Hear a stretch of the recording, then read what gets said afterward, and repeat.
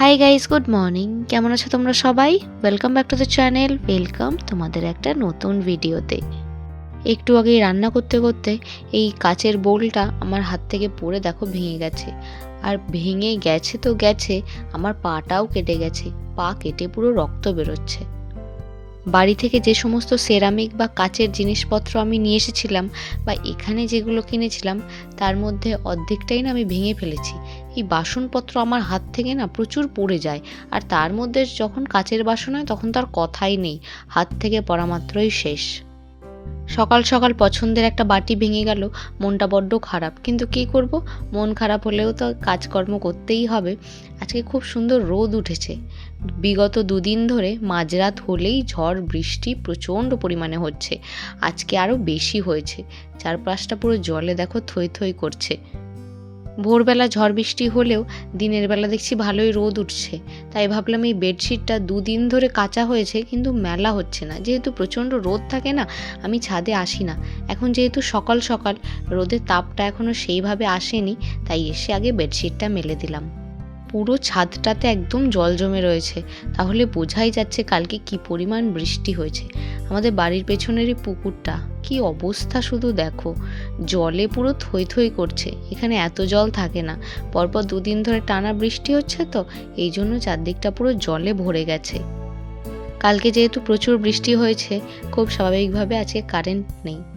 কালকেও সারাদিন কারেন্ট ছিল না, তবে কারেন্ট নেই বলে আজকে আর হাত গুটিয়ে বসে থাকলে হবে না। আজকে রয়েছে প্রচুর কাজ। আসলে আর দু একদিন পরেই আমরা একটা জায়গায় যাচ্ছি। কোথায় যাচ্ছি, কী বৃত্তান্ত, সেটা না হয় পরের ব্লগেই বলবো। আজকে না প্যাকিংটা স্টার্ট করে দিতে হবে, নাহলে আর শেষ করতে পারবো না। গোটা শীতকাল জুড়ে এই হলুদ কলকে ফুল গাছটাতে একটাও ফুল ছিল না। দুদিন বৃষ্টি পড়েছে কি পড়েনি, যেমন গাছটা লকলক করে উঠেছে তেমন দেখো দুটো আবার ফুলও ফুটেছে। আবার দেখছি এখানে দুটো সুন্দর জবা ফুলও ফুটেছে। তবে এই ফুল গাছগুলো আমার নয়, চলো আমার গাছগুলো কি করছে একবার দেখে আসি। বিকেলবেলা হলেই প্রতিদিন গাছে জল দিতে আসি। কালকে বিকেলবেলাটা না মিস হয়ে গেছিলো। রাত্রিবেলা মনে পড়েছে গাছে তো জল দেওয়া হয়নি। তবে ওই ভোরবেলা বৃষ্টি হয়েছে, একদম জলটা পুষিয়ে গেছে। বৃষ্টির জল পেয়ে আমার এদিকে গাছগুলো কত সুন্দর হয়ে গেছে। গাছ নিয়ে আজকে আর কোনো চিন্তা নেই। গাছে আরও দুটো টমেটো হয়েছে, তবে যেহেতু দুদিন পরেই আমরা বেরিয়ে যাচ্ছি, এই টমেটোগুলোও লোকের পেটে যাবে। যাই হোক, আমাদের আর সে নিয়ে মাথা ঘামিয়ে লাভ নেই। সারাদিন কাজকর্ম করে আমি একটুখানি রেস্ট নিচ্ছিলাম। আশিস অফিস থেকে আমাকে এসে বলল যে দেখ বাইরে কি পরিমাণ বৃষ্টি হচ্ছে। ওর কথা শুনেই আমি দৌড়ে চলে এসেছি বাইরে। কই গিয়ে দেখি তো রাত্রে বৃষ্টি হয়েছিল, দিনের বেলা যে বৃষ্টি হচ্ছে ঘর থেকে আমি সত্যিই বুঝতে পারিনি। ঝমঝম করে সারাটা দিন ধরে বৃষ্টি হচ্ছে। আশিস তো একদম ভিজে পুড়ে এসেছে বাড়িতে। দূরে দেখছি পুকুরটাতে বেশ কিছু আবার পানা ফুলও রয়েছে। চলো, আশিস ওদিকে প্যাকিং স্টার্ট করে দিয়েছে। ঘুরতে গেলে তো লোকে জামা কাপড় প্যাক করে নিয়ে যায়, হঠাৎ করে এই সমস্ত কেন প্যাকিং করছি দেখে হয়তো তোমরা অবাক হচ্ছ। আসলে এবার এই জিনিসগুলো না আমাকে নিয়ে যেতে হবে। এই গ্যাসটা মানে গ্যাস ওভেনটা হচ্ছে আমি এনেছিলাম বাড়ি থেকে। আমার কাছে দুটো গ্যাস ওভেন, একটা তো অলরেডি আমার কাছে রয়েছে, আর এটা আমি এনেছিলাম বাড়ি থেকে। আর এখন যেটা রয়েছে ওটা আশিস এখানে আসার পর ওটা কিনেছিল, তাই এটার যেহেতু কোনো দরকার নেই, এটাকে আমি ভালো করে প্যাক করে নিচ্ছি। হঠাৎ করে বাসনপত্র গুছিয়ে নিয়ে কোথায় যাচ্ছি অনেকে হয়তো বুঝতেই পারছো। গোটা বিষয়টা আমি পরের ব্লগে বলবো। আপাতত এই জিনিসগুলো আমাকে নিয়ে যেতে হবে, সেই জন্য আমি ঠিকঠাক করে প্যাক করে নিচ্ছি। গোটা ঘরটা আজকে পুরো তছনছ হয়ে গেছে, যেহেতু সমস্ত কিছু ঢেলে আমাদের গোছাতে হচ্ছে। আর এই বক্সটাতে না আমি আমার প্রয়োজনীয় কিছু বাসনপত্র রেখে দিতাম, যেটা সবসময় ব্যবহার হতো না। রান্নাঘরে টুকটাক যে বাসনপত্র ছিল সেগুলো আমার গোছানো হয়ে গেছে। এবার এই বক্সটার পালা। দেখেছো চারদিকে ঘরদোরের কি অবস্থা। তবে এই প্যাকিং কিন্তু আমার দ্বারা জীবনেও সম্ভব না। জামা কাপড় প্যাক করাই বলো বা বাসনপত্র যাই হোক, আমরা যখনই কোথাও ঘুরতে যাই ব্যাগ গোছানোর মেন দায়িত্বে থাকে আশিস।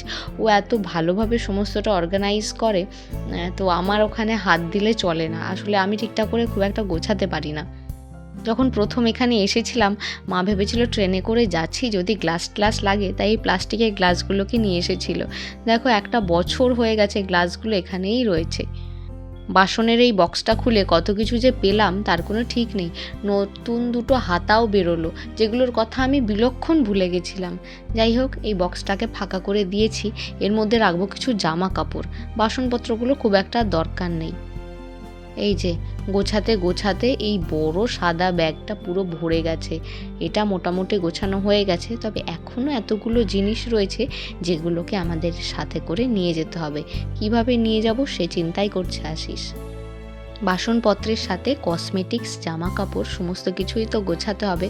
আমার এই যে দুটো বড় বড় বাক্স আছে কসমেটিক্সের, আশিস বলছে এগুলো বড় ব্যাগের মধ্যে দিয়ে দিই, কারণ আমাদের ব্যাগের মধ্যে তো এগুলো নেওয়া যাবে না, আর এইগুলোকে নিতেই হবে।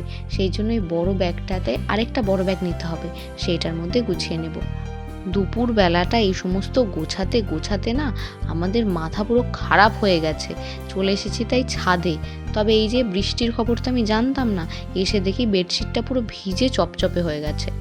ছাদে একটুক্ষণ হাওয়া খেয়েই আবার নিচে চলে এসেছি। এবার জামা কাপড় নিয়ে বসেছি। বাসনপত্র, কসমেটিক্স সমস্ত কিছু হয়ে যাওয়ার পর শেষে আমরা গোছাতে বসেছি জামা কাপড়।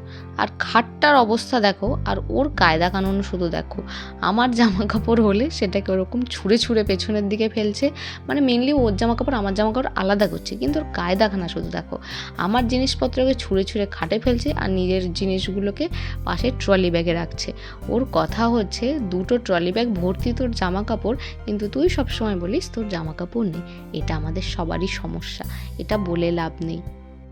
আসলে কি বলতো, দুটো ট্রলির মধ্যে না একটা ট্রলি থাকে খাটের নিচে। এক জায়গায় যাওয়ার সময় ওই ট্রলিটাকে বের করে সেখান থেকে জামা কাপড় নিয়ে পরে যাওয়ার এনার্জি আমার থাকে না। তাই হাতের কাছে যেটা থাকে সেটা পরে আমি প্রতিদিন চলে যাই। তখন আশিস আমাকে বকাবকি করে। দুটো ট্রলি ব্যাগ আমরা নেব না, কারণ এত ব্যাগ নিয়ে যাতায়াত করাও অসুবিধা হয়ে পড়বে আমাদের জন্য। তাই দুটোর মধ্যে যে ট্রলিটা বড় সেই ট্রলিটা আমরা গুছিয়ে নিচ্ছি।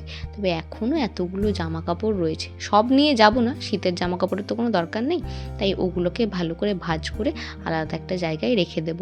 খুব কষ্টে ট্রলি ব্যাগটা বন্ধ করেছে। একবার চেক করে নিল যে বাই এনি চান্স যেখানে যেখানে ট্রলি ব্যাগটা তুলতে হবে সেখানে তোলা যাবে কিনা। বেশ অনেক দিনের নামেই যেহেতু আমরা যাচ্ছি, আমাদের যে প্যান্ট্রিটা আছে সেটাকেও এখন খোলা হয়েছে, সেটাকেও ঢেলে পরিষ্কার করা হবে। আসলে একটার ওপর একটা জিনিসপত্র রাখতে রাখতে কি হয়, অনেক সময় কিছু জিনিসপত্র এমন নিচে পড়ে যায় সেগুলোকে বের করে আর রান্না করা হয় না। প্যান্ট্রিটাকেও একবারে ঠিকঠাক করে গুছিয়ে নিই। আর ব্লগটাকে আজকে এখানেই এন্ড করছি। সবাই সুস্থ থেকো, ভালো থেকো, দেখা হচ্ছে নেক্সট ভিডিওতে।